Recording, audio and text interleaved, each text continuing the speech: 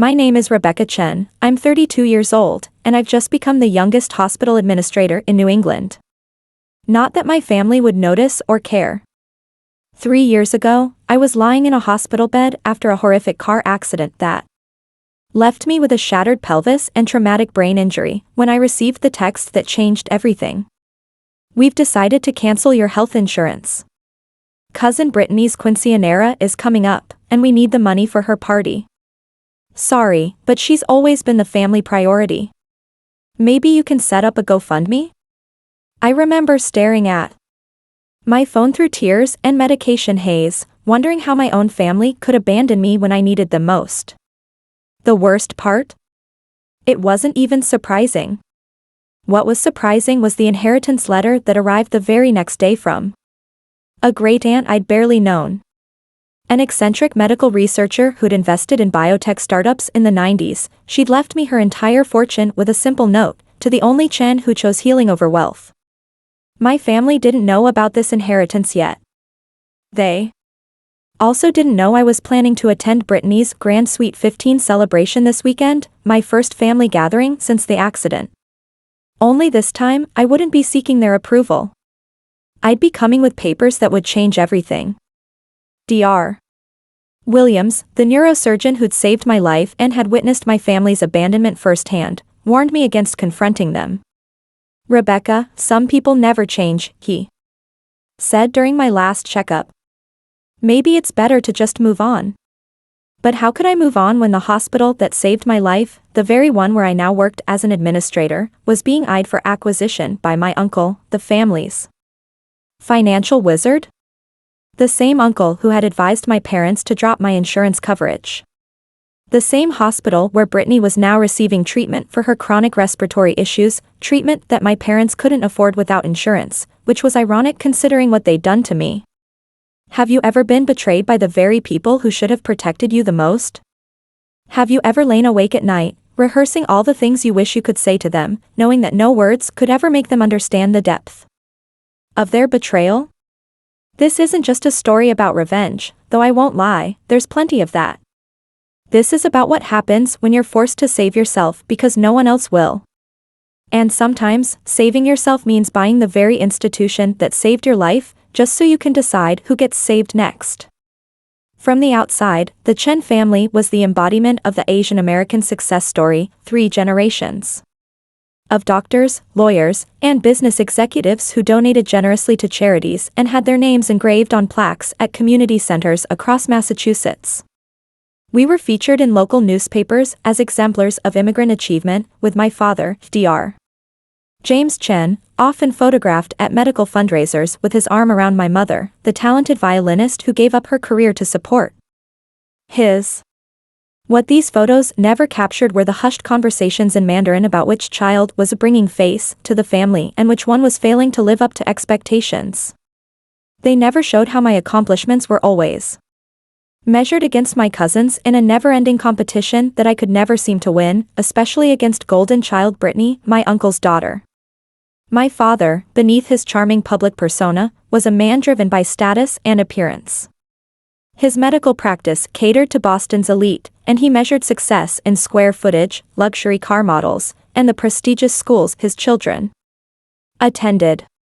But these metrics only applied to my younger brother, Michael, who followed directly in his footsteps to Harvard Medical School.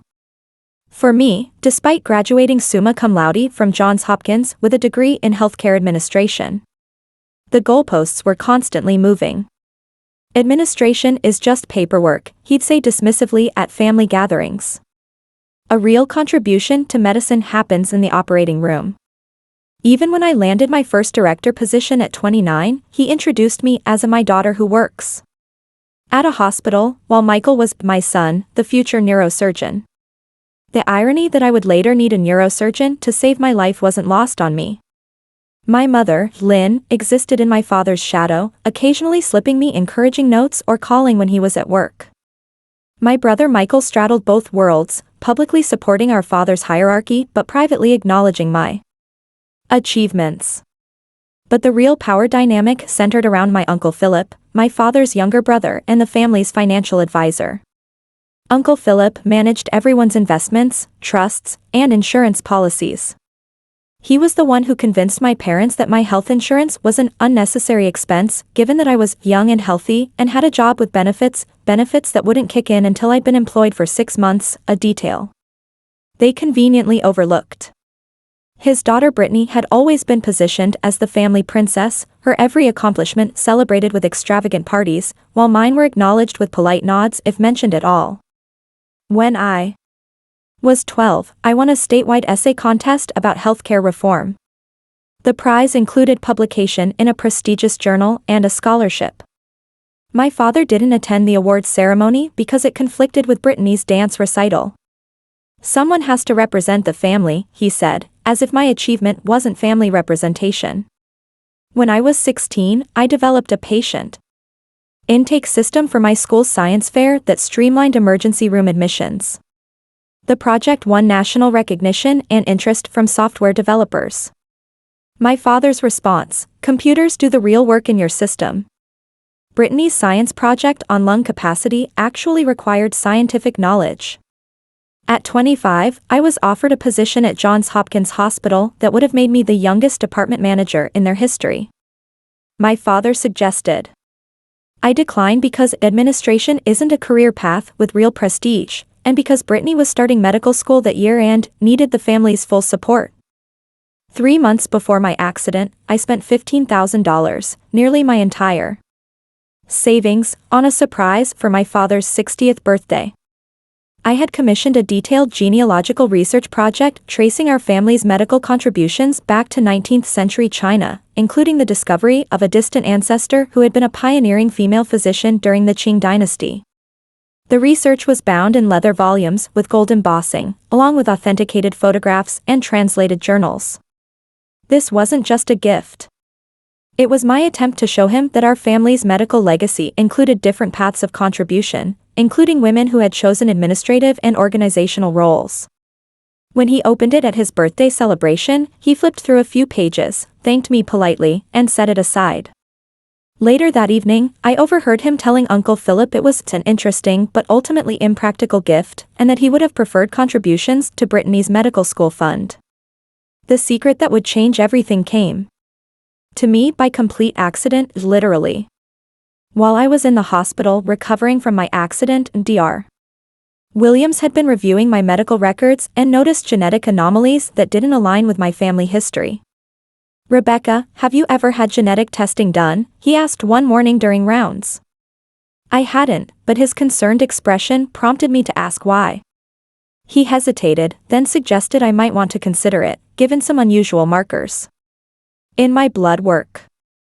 Curious and with nothing but time on my hospital bed, I consented to the testing. The results arrived the same day as my great-aunt's inheritance letter, creating a perfect storm of revelation. I was not biologically related to my father. The genetic testing showed that we didn't share enough markers to be biologically father and daughter. This explained so much: why I had never quite measured up, why Brittany was always favored, why my achievements in healthcare administration were dismissed while my brother's medical aspirations were celebrated.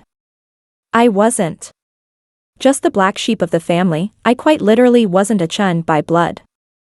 Brittany's quinceañera was the most anticipated Chun family event of the year, despite the fact that we weren't Hispanic. Uncle Philip had insisted on it after seeing the elaborate celebrations hosted by his business associates in Miami. It's multicultural appreciation, he'd argued when questioned about appropriating the tradition, but everyone knew it was really about showcasing Brittany and the family's wealth.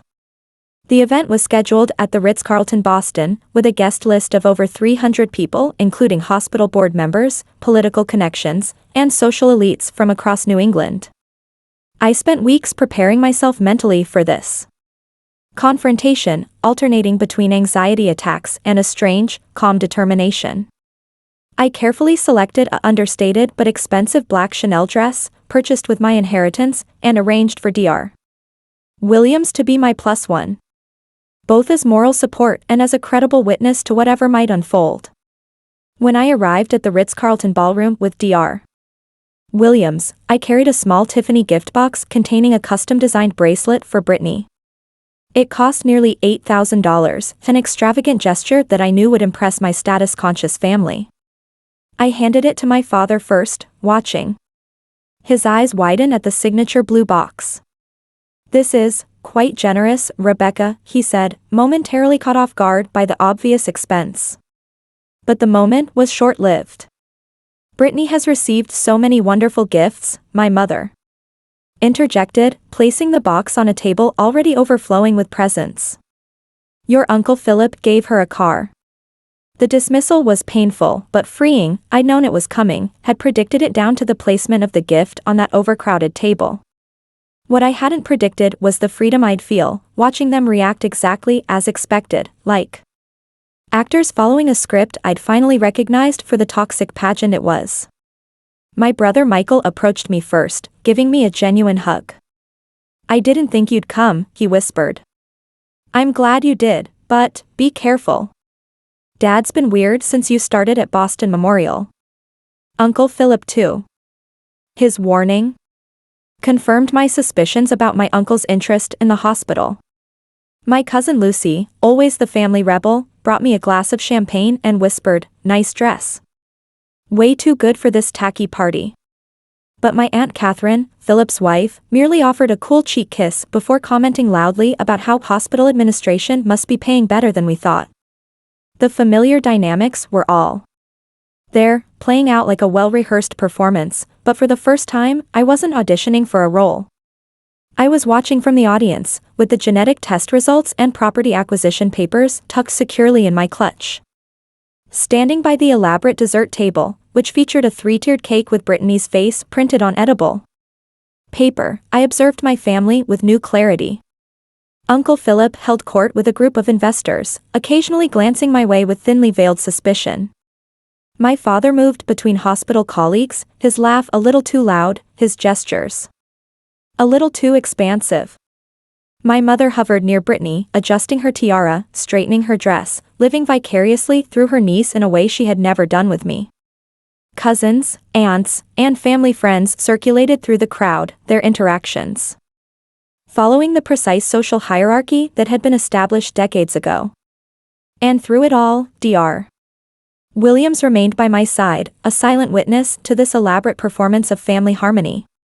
"She doesn't look like she's been sick at all, does she?" I overheard my Aunt Catherine say to another guest, referring to Brittany's recent hospital stay for her respiratory issues. "We've had the best specialists. Thank goodness Philip insisted on the premium family insurance plan." The irony of that statement made me grip my champagne glass so tightly I thought it might shatter. Dr. Williams placed a steadying hand on my arm. "Remember why we're here," he murmured. "This isn't about the past. It's about securing the future." He was right, of course. Boston Memorial Hospital had saved my life when my family had abandoned me. Now I was positioning myself to save it from my uncle's corporate takeover plans, which would gut the hospital's community care programs to maximize profit, programs that, ironically, Brittany might need if her respiratory condition worsened. Throughout the evening, the microaggressions accumulated like paper cuts. My father introducing Dr.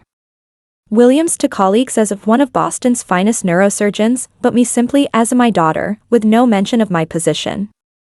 Uncle Philip cornering me by the bar to ask pointed questions about Boston Memorial's financial situation, thinly disguised as casual conversation. "I hear the board is considering acquisition offers," he said, swirling his scotch. "Smart move. Small hospitals can't compete in today's market." My mother pulling me aside to suggest that my dress was a bit much and that I should let Brittany shine tonight. But the most cutting moment came from Brittany herself, who approached me during the dinner service to say, "I'm so glad you're better after your accident.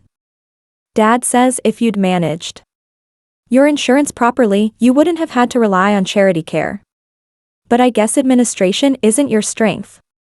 The turning point came during Uncle Philip's speech. As Brittany's father and the evening's host, he took center stage. After dinner, champagne flute raised high. "Tonight, We celebrate not just Brittany's transition to womanhood, but the Chen family legacy of excellence, he began, his voice carrying across the ballroom. He proceeded to highlight each family member's recent achievements, my father's new position as department chair, my brother Michael's research publication, even my mother's charity work with the symphony. Then, with a pointed glance in my direction, he added, and of course, we're grateful that Rebecca has recovered from her unfortunate accident. A reminder to us all about the importance of proper planning and family support during difficult times. Scattered laughter followed this thinly veiled reference to my insurance debacle. Thankfully, some of us make more prudent decisions. Brittany, with her acceptance to Harvard Medical School and her resilience through her own health challenges, exemplifies the Chen family values of excellence, perseverance, and family loyalty. The champagne in my hand suddenly felt heavy as ice formed in my veins. 3 years of pain, betrayal, and careful planning crystallized into perfect clarity. Dr. Williams squeezed my hand under the table as I stood, my chair scraping loudly against the marble floor. The room didn't immediately quiet, a few conversations continued, a few glances turned my way, but I didn't need everyone's attention yet. I walked deliberately to the gift table and retrieved the small blue Tiffany box, then made my way to the center of the room where Uncle Philip still stood. I'd like to offer a toast as well, I said, my voice steady despite my racing heart. Uncle Philip's smile faltered, but social convention forced him to step aside, yielding the floor to me. My father half rose from his seat, clearly uncomfortable, but my mother placed a restraining hand on his arm. The Chen family legacy is indeed worth celebrating, I began, echoing Philip's words. A legacy of exceptional healthcare providers, spanning generations. I opened the Tiffany box, removing not the bracelet but a folded document I'd hidden beneath it. I've recently discovered just how exceptional that legacy is, thanks to genetic testing performed during my hospital stay, the stay that became necessary after my health insurance was canceled to fund tonight's celebration. A murmur rippled through the crowd. I unfolded the document slowly. This test revealed something fascinating. I am not biologically related to the Chen family. I let the words hang in the air as gasps and whispers erupted. Further investigation revealed that my mother had a brief relationship with Dr. Thomas Williams Sr. Yes, the father of my companion tonight, before her arranged marriage to my father. Dr. Williams stood now too, our planned revelation unfolding perfectly. A fact my father has apparently known since my birth, explaining perhaps why I've never quite measured up to the true Chen descendants. I walked toward Brittany, who sat frozen in her elaborate dress, her expression vacillating between shock and mortification. I placed the bracelet in her hand. This is still for you, cousin. Family is family, even when the DNA doesn't match. Then I turned back to the stunned crowd. But that's not the only revelation I have tonight. I pulled another document from my clutch. With my inheritance from Great-Aunt May, who, ironically, was not my biological relative but who recognized in me a kindred spirit, I've spent the past year quietly acquiring controlling interest in Boston Memorial Hospital. I looked directly at Uncle Philip, whose face had drained of color. The same hospital that saved my life when my family abandoned me. The same hospital where Brittany receives treatment for her chronic condition. The same hospital that Uncle Philip has been attempting to acquire through his investment group, planning to eliminate the very community care programs that might one day be Brittany's only option. The silence in the room was absolute as I gathered my purse and wrap. I came tonight not seeking reconciliation or approval, but to inform you that Boston Memorial will remain a community-focused institution.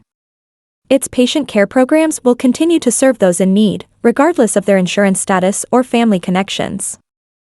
I looked around the room, meeting the eyes of various family members, my shell-shocked father, my tearful mother, my proudly smiling brother. And unlike some members of this family, I believe that healthcare is a right, not a privilege to be revoked when someone more important needs a party. I nodded to Dr. Williams, who offered me his arm. I wish you a joyful celebration, Brittany. Your quinceañera is beautiful, worth every penny of my emergency surgery. We made our exit through the grand double doors of the ballroom, the whispers and exclamations growing louder behind us. In the elegant corridor outside, I maintained my composure until we reached the elevator. Once the doors closed, I leaned against the wall, my legs suddenly weak. "That was Dr. Williams began, but couldn't seem to find the words necessary. I finished for him. As we descended to the lobby, my phone began buzzing incessantly with notifications. I silenced it without looking. The confrontation had been precisely choreographed, from the revelation of my parentage to the announcement of my hospital acquisition.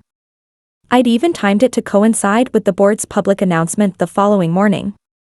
What I hadn't choreographed was the raw satisfaction I felt, not from hurting my family, but from finally speaking my truth after years of silence. Behind us in the ballroom, chaos had erupted. Through the closing elevator doors, I caught a glimpse of my father lunging toward Uncle Philip, my mother collapsing into her chair, and Brittany fleeing the room in tears. Later, guests would describe how my father had grabbed Philip by his custom-tailored lapels, shouting, "You told me she'd never find out. You promised the tests were destroyed." How my mother had wailed, "She wasn't supposed to know. No one was ever supposed to know." How Brittany had torn off her tiara and thrown it across the room, screaming that her perfect night was ruined. The carefully constructed facade of Chun family perfection had shattered completely, and all it had taken was the truth, delivered by the daughter they had never truly claimed. The aftermath of my revelation was digital chaos. Within hours, my phone had accumulated 47 missed calls, 93 text messages, and dozens of emails. Some were from shocked family members demanding explanations. "How dare you humiliate us this way?" From Aunt Catherine. Others offered unexpected support. "I always knew something was off. Call me when you're ready." From Cousin Lucy. And still others attempted damage control. "We need to discuss this as a family before information leaks to the hospital board." From my father. The most surprising message came from my brother Michael. "I've suspected since we were kids. Dad's treatment of you never made sense otherwise. I'm sorry I didn't stand up for you more. Whatever you need now, I'm here." These varied reactions reflected the fracturing of the carefully maintained Chun family image, some members desperately trying to preserve it, others finally free to acknowledge the cracks that had always been there.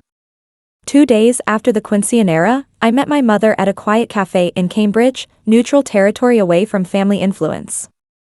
She arrived with swollen eyes and trembling hands, looking smaller somehow, stripped of the carefully constructed poise she'd maintained throughout my childhood. "I never meant for you to find out this way," she began, twisting her wedding ring nervously. "Your father and I had an arrangement before our marriage, a traditional one. But I fell in love with Thomas Williams during my fellowship at Massachusetts General. When I discovered I was pregnant, my parents were horrified. The arrangement with your father's family would be ruined." She explained how both families had agreed to maintain the secret, how my father had agreed to raise me as his own to avoid scandal, but had never fully accepted me. "I thought he would grow to love you as I did," she whispered. "I never imagined he would hold it against you your entire life." When I asked why she hadn't protected me from his constant disapproval, she looked away.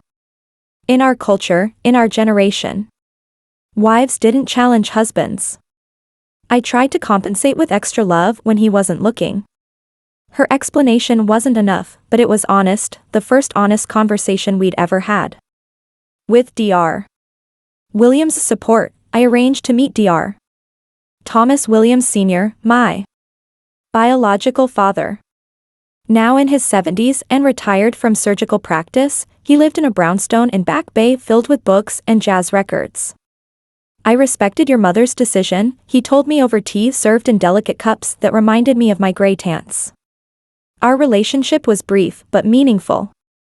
When she told me she was returning to her arranged marriage, I didn't fight her. Perhaps I should have. He showed me photographs from his early career, pointing out features we shared, the same slight asymmetry in our smiles, the same way of gesturing when making a point. "I followed your career from afar," he admitted. Your work in healthcare administration, especially your focus on patient advocacy, made me proud, though I had no right to that pride. When I asked if he'd known about my accident, his face darkened. My son told me. I wanted to come forward then, but he convinced me it would only complicate your recovery. As I left, he pressed a small box into my hand. Inside was a vintage stethoscope that had belonged to his mother, also a healthcare pioneer. She would have appreciated your path, he said simply. The contrast between my two fathers couldn't have been more stark. Dr. James Chen, the man who raised me, had always seen me as an obligation, a reminder of his wife's indiscretion. A not-quite daughter who could never truly reflect his legacy. His love had always been conditional, measured against standards I wasn't genetically programmed to meet. Dr. Thomas Williams Sr., though absent from my life, had apparently followed my career with genuine interest, proud of my accomplishments on their own terms rather than how they reflected on him. One had been physically present but emotionally absent, the other physically absent but emotionally invested. Between them stood my mother, trapped in cultural expectations and her own choices, loving me imperfectly but genuinely.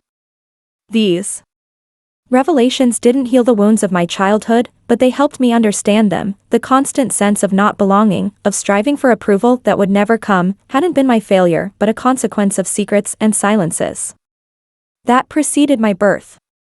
My healing journey began with therapy, twice-weekly sessions with a psychologist who specialized in family trauma and cultural identity issues. Dr. Park, a Korean-American woman who understood the complex dynamics of Asian American families, helped me process not just the revelation of my parentage but the years of subtle rejection and dismissal I'd endured. You're grieving multiple losses, she explained during our third session. The father you thought you had, the acceptance you sought, and the family narrative you believed was yours. I also found solace in a support group for adults who had discovered unexpected biological truths, adopted individuals, donor-conceived people, and others who had their identities upended by DNA discoveries. Their stories helped normalize my experience, showing me that identity is both more fragile and more resilient than I'd imagined. Most healing of all was my work at Boston Memorial, where I implemented new patient advocacy programs and expanded community care initiatives, transforming my personal pain into institutional change that would help others facing medical crises without adequate support. The Tiffany bracelet I'd given Brittany was returned to me in its box with a brief note, "I can't accept this knowing what it represents." I considered returning it, donating it, or selling it, but none of these options felt right. Instead, I had it melted down and recast into a pendant shaped like the Boston Memorial Hospital logo, which I now wear daily as a reminder of my journey. The expense that had once been a desperate bid for family approval was transformed into a symbol of my professional commitment and personal resilience. Similarly, the leather-bound genealogical research I'd commissioned for my father's birthday was reclaimed from his study, with my mother's help, and expanded to include information about the Williams family medical legacy. It now sits in my office at the hospital, a more complete and honest representation of my heritage than the carefully curated Chen family narrative had ever been. My understanding of family underwent a profound transformation. Blood relationships, I realized, were far less significant than the connections formed through genuine care and mutual respect. My family now included Dr. Williams and his father, who had welcomed me into their lives with warmth and acceptance. My assistant Sarah, who had visited me daily during my hospital stay when my parents had been conspicuously absent, the nursing staff who had advocated for my continued care when my insurance was cancelled, and even my brother Michael, who was navigating his own complicated relationship with our parents in the wake of my revelations. Most surprisingly, it included my mother, who was slowly, tentatively building a more honest relationship with me, free from the constraints of decades of secrecy. This chosen family had shown me what unconditional support looked like, making the conditional acceptance I'd sought from the Chen seem increasingly hollow by comparison. The unexpected twist came 6 months after the Quinceañera confrontation, when Brittany experienced a severe respiratory episode requiring emergency treatment. Because of recent changes to her father's investment strategy, liquidating assets to cover losses from the failed hospital acquisition, the premium family insurance plan had been downgraded, leaving her with significant out-of-pocket expenses.